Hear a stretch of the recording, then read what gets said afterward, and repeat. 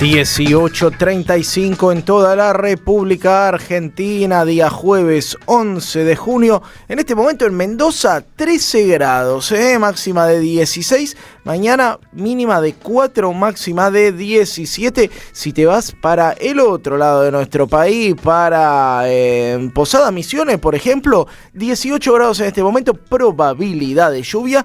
Mañana máxima de 17, mínima de 12. ¿Y querés saber cómo está en Santa Rosa, en La Pampa, Silvio Soler? En este momento 15 grados, máxima de 17. Así que esto es un poco el clima, el paseo federal por el país.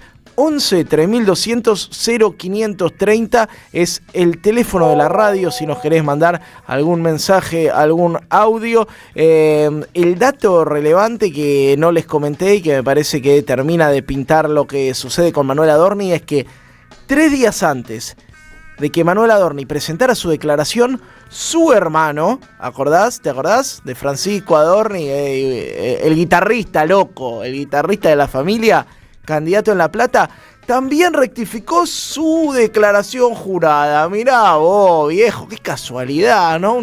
Una bendición familiar. Corrigió su balance el mes de mayo y agregó 21 millones de una herencia. Pero ¿cuánta gente se te muere? ¿Cuántos familiares con guita tenés vos para que te olvides de que se te mueren de ir a declarar 21 palos? Además, no es que te quedaron 4 kilos de helado y un pelleto como el que se llevó la madre de Nisman de aquel departamento. Pero te tengo que contar que uno de los temas de la jornada tiene que ver con la situación de las universidades. Comentábamos ayer que el gobierno nacional y también los sindicatos docentes y no docentes, así como el Consejo Interuniversitario Nacional, llegaron a un principio de acuerdo y las posiciones al respecto son encontradas, ¿no? Por un lado, un sector que dice, bueno, este acuerdo no nos termina de conformar, venimos de una lucha muy grande, habíamos hablado de una ley que se aprobó en las dos cámaras 2 veces, que ahora está en la Corte Suprema de Justicia. Y por otro lado, una paritaria del 23+3, que ni siquiera compensa la pérdida del poder adquisitivo, sumado a otra serie de compromisos del gobierno. De un lado dicen, bueno, el gobierno dice, ya está, se desarmó el conflicto universitario, cumplimos, le dimos estas pequeñas migajas. Del otro lado dicen, no, muchachos, la ley no se cumple por partes. O se ponen a cumplir lo que dice la letra del texto legislativo, o están haciendo otra cosa, no sé, un acuerdo paritario como tantos otros. Para hablar del tema estamos en contacto con un amigo de la casa, Germán Pinazo, vicerrector de la Universidad Nacional de General Sarmiento, también investigador del CONICET. ¿Qué hace, Germán? ¿Cómo estás? Jair Sibel te saluda. ¿Qué tal, Jair? Qué gusto. Germán, leía un documento tuyo, una lectura, un análisis sobre la situación de ayer, en que tenías una mirada, bueno, una posición tomada con cierta cautela en lo que respecta a este acuerdo. ¿Qué estás pensando, qué estás viendo del acuerdo alcanzado ayer entre el gobierno y las autoridades universitarias? No, bueno, ese documento es un documento que salió en la lista de nuestra universidad, un poco en un contexto donde hay muchas interpretaciones sobre un hecho que es muy importante, que es la primer paritaria y el primer acuerdo que se firma entre sindicatos, autoridades universitarias y el gobierno nacional. Hay mucha información cruzada porque todo se da en el contexto de una disputa importantísima por la ley de financiamiento universitario, que tiene nada más y nada menos que una demanda que hemos presentado muchos rectores al Poder Ejecutivo Nacional, y entonces en la comunicación aparecen por ahí varias cosas mezcladas, y me parecía importante, obviamente, comunicar algo a la comunidad universitaria, y bueno, eso después por ahí circuló por fuera de la comunidad universitaria. No es tanto una toma de posición, que sí, que por supuesto que hay una toma de posición, pero ordenar algunos hechos. En línea con lo que vos decías al principio, a mí no me parece un dato menor que se haya podido firmar un acuerdo que incluye una dimensión paritaria de recomposición salarial de un 21%, teniendo en cuenta que el gobierno nacional ha elegido explícitamente a las universidades públicas como enemigo, como un enemigo, al punto de que no cumple una ley y de que no acata fallos judiciales para atacar a las universidades nacionales, y que ha llevado el presupuesto de la educación pública superior a los niveles más bajos del continente, digamos, ¿no? Con lo cual es un gobierno que está decidido a atacarnos, y así todo ha tenido que firmar un acuerdo paritario que paga, entre otras cosas, en una cuota un 21% de recomposición salarial. Eso no me parece un dato menor. Ahora, ese es un dato, y yo creo que el gobierno le conviene instalar una narrativa de que esto termina con el conflicto por la ley de financiamiento universitario, y me parecía importante separar esas cuestiones, y que sobre todo quienes defendemos la educación pública, no abonemos a esa discusión, quienes en algunos sindicatos han votado en contra, por supuesto, haciendo su legítimo derecho de votar. Yo no estoy en un sindicato, no voy a hablar por los sindicatos, de acordar ese número, pero sí que no mezclarlo con la ley de financiamiento universitario, porque no hay nada en las actas firmadas que las palabras ley de financiamiento universitario no están en el acta, con lo cual no hay un principio de ejecución de la ley de financiamiento universitario. Nadie que haya firmado esas actas reconoce un principio de ejecución de la ley de financiamiento universitario. Por lo tanto, no hay ninguna novedad en el conflicto por la ley de financiamiento universitario. La ley de financiamiento universitario tiene muchísimos artículos, ninguno se ha cumplido. Entonces, nadie puede decir que nadie que firmó está dando de baja o está en contra del conflicto por la ley de financiamiento universitario, porque no se está cumpliendo la ley y porque no se mencionó en esas actas. Entonces, tratar de poner todo en su justa medida, digamos, ¿no? Que es que hay un conflicto que ya lleva varios años, sin el cual es imposible entender lo que se firmó ayer, que en parte también es difícil pensar que un sistema universitario va a estar en un conflicto durante 4 años sin ganar alguna pelea. Eso no quiere decir que acá se haya terminado la discusión por la ley de financiamiento universitario, ni mucho menos, porque, te repito, no es una interpretación mía o una toma de posición. En las actas firmadas ayer no hay ninguna mención a la ley de financiamiento universitario, y nada de lo que ocurrió ayer, no hay nadie que firmó una demanda contra el Poder Ejecutivo Nacional, como en mi caso, pero nadie de todos los rectores del sistema universitario ha hecho nada para dar de baja esa demanda. El gobierno sigue incumpliendo una ley y 2 fallos judiciales, tanto como ayer. La única diferencia que tenemos es que al día de hoy el gobierno, para cumplir la ley, tiene que dar un 30% de aumento en lugar de un 51%, pero las leyes no se cumplen a cachitos, y la ley tiene otro montón de artículos que tampoco se cumplen. Por lo tanto, bueno, nada, me parecía importante ordenar un poco esa discusión, sobre todo para que quienes estamos en defensa de la universidad pública no nos enojemos entre nosotros, que eso es en parte mucho de lo que de lo que viene ocurriendo en un contexto de ataque enorme que están viviendo los trabajadores, los estudiantes, las trabajadoras. Eso me parecía poder separar alguna cuestión de otra, ¿no? Totalmente, no, interesante tu lectura, porque como vos decís, lo que busca también es dividir a una cantidad de actores heterogéneos que han confluido con altos niveles de unidad, ¿no? De el rectorados alineados con el Partido Radical, que son muchísimos, cuando te dicen que en este país la universidad adoctrina, la mayoría de las universidades están en manos de radicales y con programas de formación bastante liberaloides, con secretarios docentes trotskistas, ¿no? Como una unidad importante. La pregunta es, Germán, si se puede sostener la movilización permanente, las reivindicaciones de lucha después de este acuerdo, o si hay sectores que van a jugar a desescalar. Uno entiende de tus palabras que debería seguirse una lucha para garantizar la aplicación efectiva de lo que se consiguió en las calles y el Congreso. Bueno, hay varios actores en la universidad, hay varios actores que tienen que discutir cómo sigue este conflicto. La ley de financiamiento universitario no se está cumpliendo.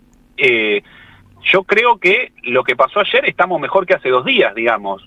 Lo que hay que evaluar es cómo se sigue esa discusión pública, digamos, y esa lucha por el cumplimiento de la ley de financiamiento universitario. Yo no me animo, siendo un rector de las 60 universidades, habiendo 5 federaciones sindicales, a decir taxativamente cómo se debería seguir un conflicto de este carácter federal. Lo que sí quiero decir es que si la narrativa que trata de instalar el gobierno es que el conflicto por la ley de financiamiento universitario terminó o está saldado, nosotros no tenemos que abonar a esa narrativa, pero no porque estemos dando una disputa de relatos, sino porque el acta que se firmó nos dice eso, tan simple como eso, y porque no hay nada en la justicia que abone esa discusión. Ahora, sobre cómo sigue, bueno, los sindicatos tendrán que discutir, los estudiantes tendrán que discutir, tendremos que ver cómo impacta este acuerdo en el estado de ánimo de la comunidad universitaria, y ahí no me animo yo a adelantar. Yo, lo que sí respecta a mi rol, y en parte eso estoy haciendo ahora con vos, es tener una voz pública, tratando de dar argumentos también, como venimos haciendo durante mucho tiempo,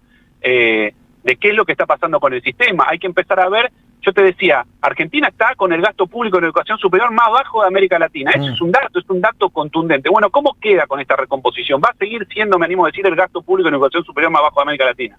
Bueno, hay que volver a reconstruir estos argumentos con la situación en la que estamos y serán, repito, muchos de los actores de los sindicatos y de los estudiantes los que también evalúan cómo se sigue, digamos, ¿no?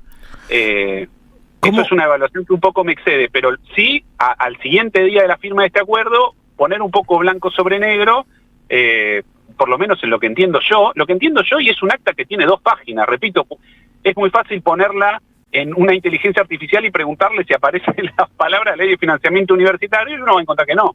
Bueno, entonces, no es menor tampoco que sindicatos que vienen peleando hace 2 años puedan llevar una recomposición de un 21% en un mes, porque recordemos que es un gobierno que se ha negado a homologar paritarias que han sido acordadas en el sector privado por decir que estaban por encima de la inflación. Y es importante también, creo yo, que los laburantes, las trabajadoras que han estado tanto tiempo en conflicto puedan sentir una cosa que es real, que es haber arrancado algo. Porque yo creo que si no hubiese habido este conflicto, que sigue efectivamente, el gobierno no nos hubiese dado nada. El gobierno venía de 29 meses de gestión, 26 meses había dado aumentos salariales por debajo de la inflación. Ahí vamos a hacer, o sea, no se podía sostener ya el sistema universitario en 2 meses. Bueno, es un conflicto largo. 4 años es un conflicto larguísimo. No podíamos estar todos los meses recibiendo salarios por debajo de la inflación. Bueno, esto es una novedad. Ahora, ¿bajamos la bandera de la ley de financiamiento universitario? De ninguna manera, no está escrito eso en ningún lado y no es parte de la realidad judicial, política de este país, no existe eso. ¿Los ves al resto de los rectores, a tus colegas, con ánimo de seguir levantando el cumplimiento efectivo de la ley de financiamiento universitario? También preguntarte qué esperanzas puede uno tener en una Corte Suprema de Justicia, cuya conformación evidentemente tiende a mostrarnos que va a dilatar todo lo posible la resolución sobre este tema. Mira, Jair, yo lo que te puedo decir es que cualquier actor involucrado en la ley de financiamiento universitario podría haber presentado una demanda por el incumplimiento.